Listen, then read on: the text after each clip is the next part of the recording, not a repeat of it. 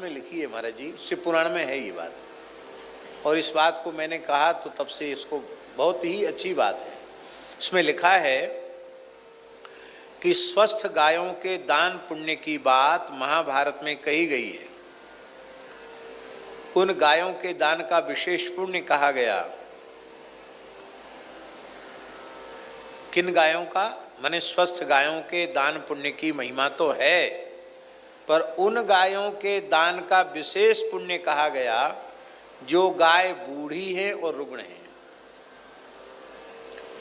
बधिकों से बचाई गई है, दुर्बल हैं, ऐसी गायों का दान विशेष पुण्यप्रद कहा गया है। अब ये हम अपने मन से नहीं बोल रहे हैं, भगवान व्यास की वाणी है, शिव पुराण में आप देख लेना। अब प्रश्न है कि ऐसी गाय का दान लेगा कौन? उपनिषद में तो उपाख्यान ही है।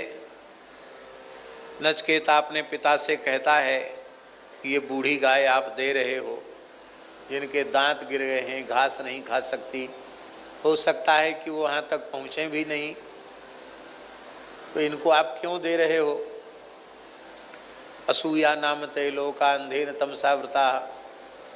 इस प्रकार की गाय देने वाले को तो दुर्गति प्राप्त होती है। उत्तम वस्तु का दान करना चाहिए। तो सबसे अधिक प्रिय तो मैं ही आपका हूँ, तो आप मेरा दान किसको करेंगे? तो क्षुब्ध होकर उनके पिता ने कहा, मृत्युवे त्वाम ददामि, मैं तुम्हें मौत को देता हूँ। कथा प्रसिद्ध है। तो इस औपनिषदीय आख्यान के प्रमाण से तो इस प्रकार की गाय दान के योग्य है नहीं। फिर भगवान व्यास कह रहे हैं तो उनका रहस्य समझना चाहिए, क्योंकि दान की जो गाय हैं उनके लक्षणों का जहाँ वर्णन है वहाँ तो लिखा है कि वो बूढ़ी नहीं होनी चाहिए, पैश्वनी होना चाहिए, सुलक्षणा होनी चाहिए, सवत्सा होनी चाहिए। अब भगवान व्यास कह रहे हैं महाभारत में, तो ऐसे गोवंश का दान किसको करना चाहिए? कौन लेगा वो दान? ब्राह्मण तो लेगा नहीं। ब्राह्मण क्या करेगा? कसाई से बचाई हुई रुग्ण वृद्ध गाय को लेकर ब्राह्मण क्या करेगा? तो इस प्रमाण के अनुसार यही लगता है कि उस काल में भी व्यासी ने बड़ी बड़ी गोरक्षणी शालाएं, गौशालाएं, उनकी आवश्यकता का अनुभव किया होगा और उनकी आवश्यकता का अनुभव करके ही उन्होंने कहा कि जो प्रकार की गौशालाएं हैं, जो बूढ़ी, दुर्बल, वृद्ध, असहाय, बधिकों से बचाई हुई गायों की रक्षा करते हैं, उनकी सेवा करते हैं, यदि उन गायों का हुई स्वयं लेकर और उन गौशालाओं को ही दे दिया जाए और उनका क्रय करके, क्योंकि दान तब हुई नहीं जब आपकी गाय हो जाएगी, तो उसकी निष्क्रय राशि लेकर के राशि गौशाला को दे दी जाए और फिर गाय गौशाला की गौशाला में रहे। जैसे मान लो 25,000 गाय है, अब 25,000 लोगों ने एक एक गाय गौशाला की ले ली और फिर दान कर दी और वो राशि गौशाला में पहुंच गई, तो गौशाला में गाय के लिए वो जो राशि है वो अक्षय राशि के रूप में फिक्स होगी, फिक्स डिपॉजिट हो गया एक प्रकार से, ऐसा समझें। और उससे गौ माता की सेवा होने लगी। तो गौशाला पर जो बारंबार ऋणभार आ जाता है, अर्थभार आ जाता है, वो गौशालाओं के ऊपर अर्थभार कम हो जाएगा। इतना कम हो जाएगा कि आप विचार नहीं कर सकते। और गौशालाओं के पास और अधिक जो भगवत कृपा से सामर्थ्य आवेगी, उसका प्रयोग और अधिक गौशाला के विस्तार में होगा। तो जो निराश्रित गोवंश भटक रहा है उसको भी गो सदनों में श्रद्धा पूर्वक आश्रय प्राप्त हो सकेगा। इसलिए महाभारत में लिखा है कि उसी के लिए संकेत है कि देसी गौ माताओं की जो संरक्षणशाला है उसमें इस प्रकार की गायों को आप पहले ले लीजिए और फिर सेवार्थ उनको वहाँ दान कर दीजिए। इससे गौशाला अर्थभार ऋणभार से मुक्त हो जाएगी और छोटा मोटा खर्च है वो तो गौ माता की कृपा से चलता ही रहता है। तो ये मार्च 2025 में नांदेड़ में शिव महापुराण की कथा आयोजित हुई थी, उस प्रसंग में हमने ये चर्चा की थी। तो श्लोक सहित उद्धृत करेंगे तो और अच्छा होगा। तो ये बोर्ड पर तो लगा हुआ है, पर हमने सुना कि इस प्रकार की बात है। बोले महाराज जी एक बार फिर से आप दोहरा दें। तो रोज सोचते थे, भूल जाते थे, आज उसको हमने निवेदन किया।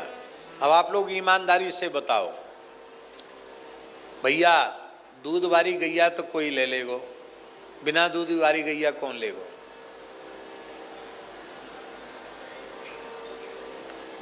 नाम नहीं लेंगे महाराज जी, नाम लेने से भी क्या है, हानि है।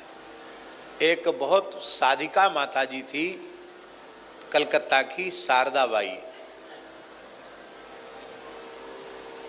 बड़ी भक्तिमती थी। लगभग 250 आवृत्ति श्रीमद् भागवत की मूल पारायण उन्होंने की थी।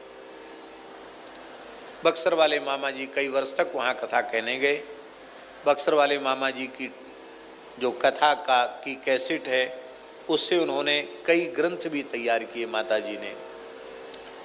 तो उन माता जी ने बहुत दुखी होकर रोते हुए हमसे कहा वृंदावन में कि वृंदावन में ही एक अमुक ब्राह्मण को हम 4-5 बार गोदान कर चुके हैं, और जब आकर अपनी गैया देखना चाहते हैं तो वो कुछ न कुछ बहाना कर देता, पता नहीं क्या करता है, पता नहीं मेरी गाय कहाँ चली जाती है।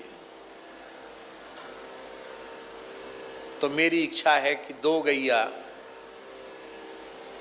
आप मलुक पीठ में ले लीजिए। मैंने कहा भैया हमारा शरीर ब्राह्मण कुल का है, भैया ये बात तो बिल्कुल सही है, लेकिन गोदान की जो विधि है ब्राह्मण के लिए है, साधु के लिए नहीं है। बोले नहीं, हम तो कोई ऐसे हमें दान पुण्य नहीं करना, हम तो ठाकुर जी की संतों की सेवा के लिए गैया देंगे। ठीक। तो फिर जयपुर से थार नस्ल की गैया आई और उनका वंश यहाँ भी है जड़खोर में, और मलुक पीठ गौशाला में भी उनका वंश चल रहा है। उन 2 गायों से कम से कम 100-125 गाय हो गई। हम ये बात इसलिए कह रहे हैं कि दान लेने वाले भी कई बार गाय को इधर उधर कर देते हैं, लेकिन गौशाला में गाय सुरक्षित होती है। जो कम गैया रखने वाले हैं वो भी ऐसे ही करते हैं कि गाय अब दूध के लिए योग्य नहीं रही तो कहीं ना कहीं किसी को दे देंगे, भाई थोड़ा बहुत हो गया, जाओ तुम ले जाओ। अब उसके पास भी बूढ़ी हो गई, अयोग्य हो गई, तो वो कहाँ भेजेगा? बहुत श्रद्धावान होगा तो बेचेगा नहीं, पर खूंटा से खोल देगा। तो भटकती हुई गाय को रोड से उठाने वाला कौन होगा? और वो गाय ट्रक में लदकर कहाँ पहुंच जाएगी, इसको अपनी वाणी से कहना ठीक नहीं है।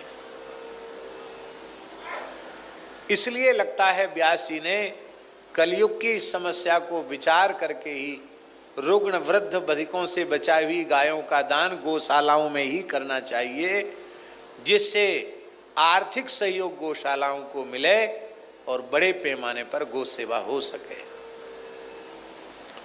बोलो भक्तवत्सल भगवान की जय। पहली बात तो हम सबको ये समझनी है कि गौ सेवा कोई मनुष्य नहीं कर रहा है,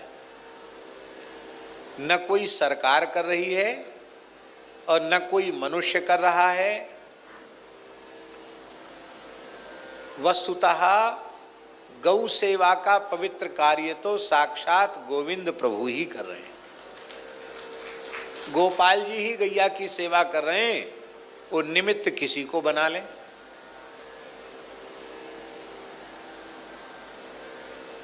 हमारे रुंगटा जी यहाँ बैठे हैं, राधिका दास जी,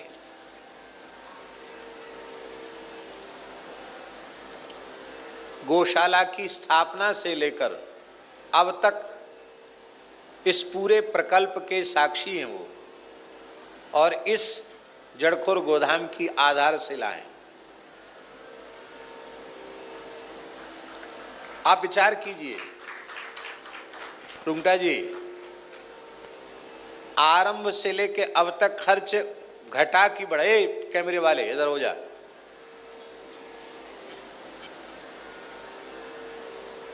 खर्च घटा कि बढ़ा? निरंतर बढ़ रहा है। इनसे पूछो कहां से व्यवस्था होती थी, नहीं उत्तर दे सकते हैं। हमको नाम मात्र के लिए संस्थापकाध्यक्ष भगवान ने कान पकड़ के बना रखा, करने कराने वाले तो ठाकुर जी हैं। पर हमसे कोई पूछे कि लगभग 2.5 करोड़ रुपए महीने का खर्च है शाला का, इसकी व्यवस्था कहां से जुटती है? हमसे कोई सरकारी आदमी पूछने वाले आते ना, नहीं नहीं हमें आवश्यकता नहीं डायरी की, कोई थोड़ी मंगाई, चलो रख दो अब ले आओ। हमने इस डायरी का स्मरण किया तो पहुंचा दिया डायरी। तो राम जी, आज हमसे कोई पूछे अथवा जो सेवा का कार्य देख रहे हैं उनसे पूछे कि कहां से व्यवस्था जुट रही है, सरकारी अनुदान जो आता है वो कितना है, क्या उससे गौशालाएं चल सकती हैं क्या?